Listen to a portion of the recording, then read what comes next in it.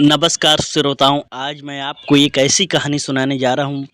जोड़ा का मतलब क्या होता है, जोड़ा का क्या महत्व होता है। अगर हमारे यहाँ हमारे पड़ोस में कहीं भी भागवत महापुराण कथा भागवत होती हो तो सुनना चाहिए या नहीं सुनना चाहिए, ज़रूर सुनना चाहिए। आज मैं आप लोगों की आंखें खोल दूंगा। अगर आपने ये मेरी वीडियो लास्ट तक देख ली, आप ज़रूर कहीं भी कथा होगी, कहीं भी भागवत होगी, आप ज़रूर सुनने जाओगे। अगर नहीं सुनने जाओ तब आप कहना हमारी वीडियो को मत देखना। अगर आप मेरे चैनल पे नए हो तो चैनल को सब्सक्राइब कर दें और वीडियो को लाइक ज़रूर कर दें। आपको बताते चलें प्यारे मेरे दर्शक कि हमारे गांव में महाभागवत पुराण चल रहा था। उस भागवत में जैसे कहते हैं जोड़ा का कितना महत्व है। एक सेठ जी एक सेठानी रहती थीं, क्योंकि सेठानी तो डेली भागवत में जाती थी, लेकिन सेठ जी नहीं जाते थे क्योंकि उन्हें व्यापार से फुर्सत नहीं मिलती थी।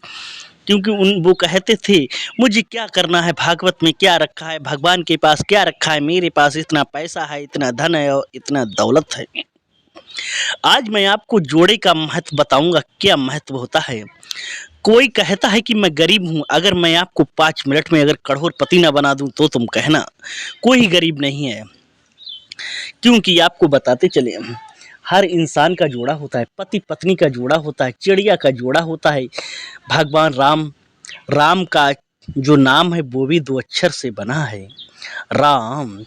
जैसे भगवान ने मुझे आंखें दी, जोड़ा दी, नाक जोड़ा सी डबल, और कान हाथ पैर हर चीज़ जोड़ा से दी।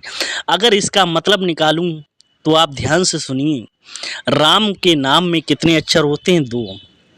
अब सिर, सिर में होते बाल, बाल में कितने अक्षर हैं? 2। आँख में कितने अक्षर हैं? 2। नाक में कितने अक्षर हैं? 2। मुंह, जो हर का मुंह बोनट होता है, उसमें कितने अक्षर हैं? 2। कान में भी 2 अक्षर हैं, हाथ में भी 2 अक्षर हैं, पैर में भी 2 अक्षर हैं, हमारी आंतों में भी 2 अक्षर हैं, गुर्दा में भी 2 अक्षर हैं, मुर्दा में भी 2 अक्षर हैं।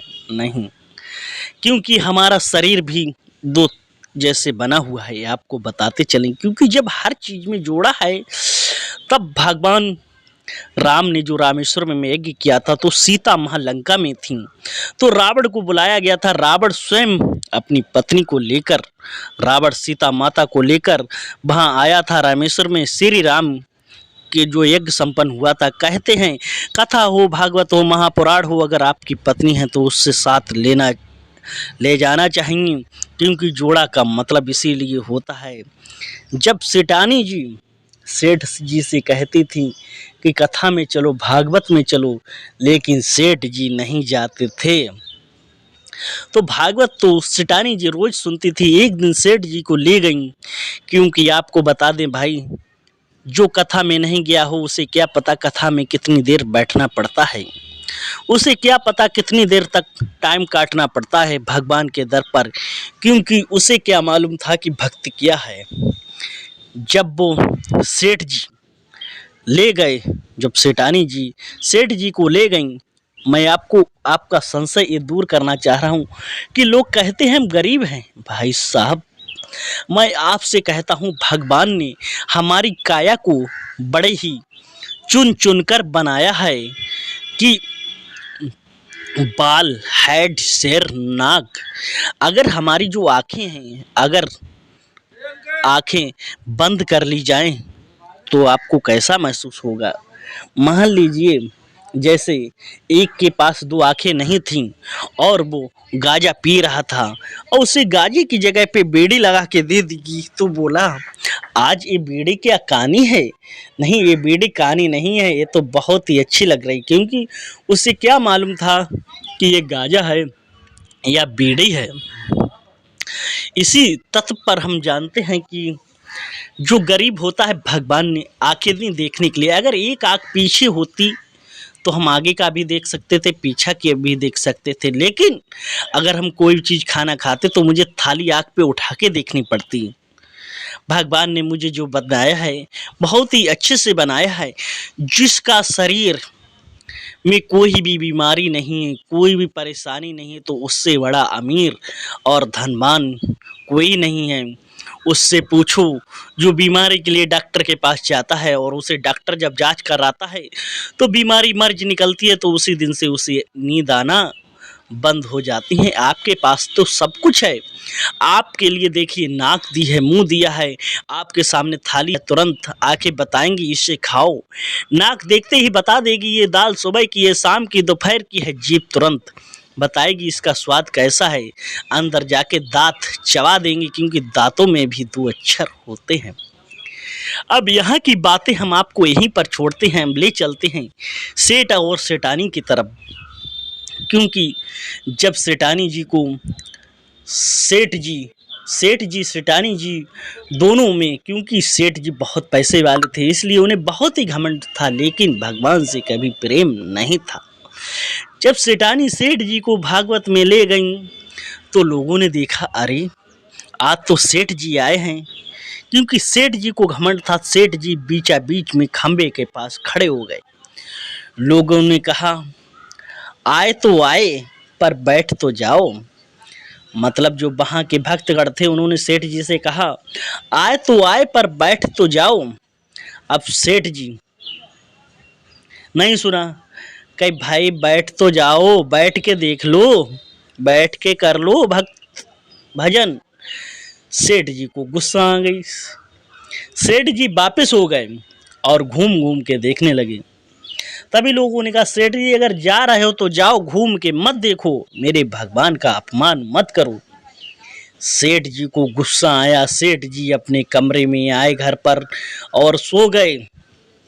अब श्रोताओं क्या होता है, रात का टाइम होता है, वहां पर चोर चोरी करने को आते हैं। सेठ जी के पास इतना धन था और जैसे ही चोर आए तुरंत सेठ जी को सपना हुआ। आपने लोग बता दें कि जब दिन में भी कोई काम करते हो तो तुरंत वही काम रात में याद आता है। सेठ जी को याद आने लगी। जैसे बात की जाए, अगर आप कोई भी काम दिन में करोगे तो आपको वही सपना आएगा। जैसे मान लीजिए गांव के लोग कैसे आंखों देखा हाल बता रहे हैं। गांव में लोग गाय चराते थे, भैंस चराते थे, तो वो छत पे अगर लेट जाए ऊपर तो उन्हें सपना आएगा, अरे मैं गाय भगा रहा हूँ, उसकी खा ली, उसका खेत खा लिया।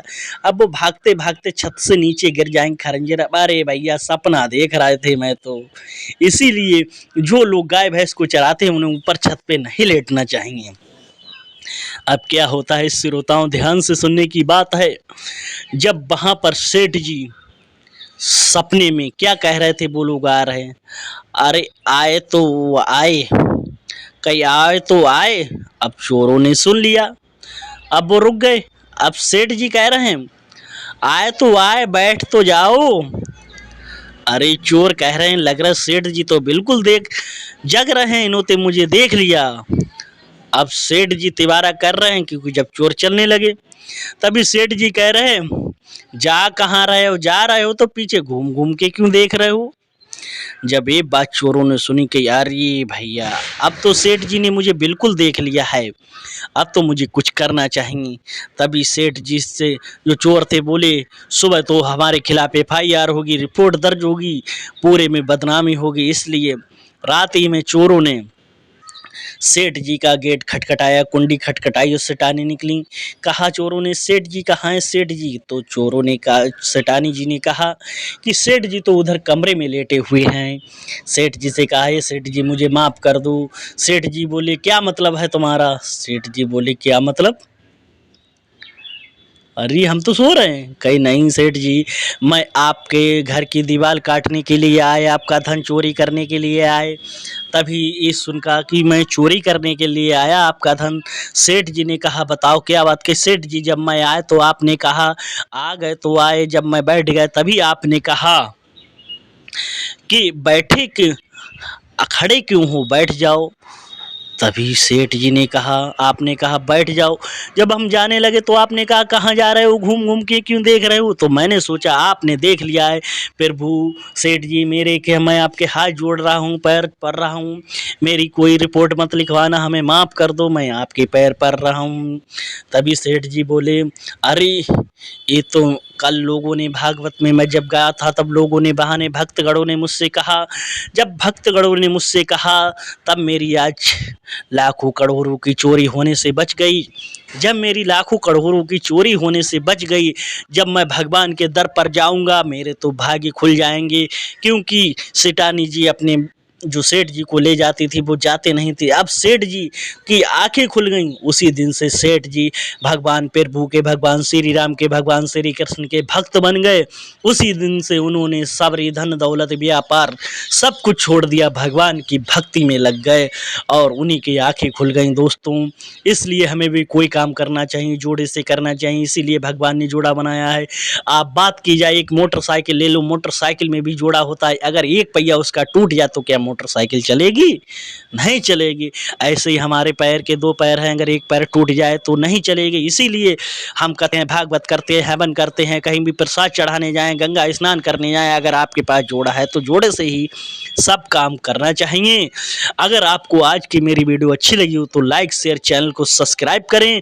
हम गरीब नहीं हैं, हमारे लिए भगवान ने चुन चुन कर बनाया है, इतना अच्छा सुंदर शरीर दिया है, फिर भी हम लोगों से कहते हैं गरीब हैं।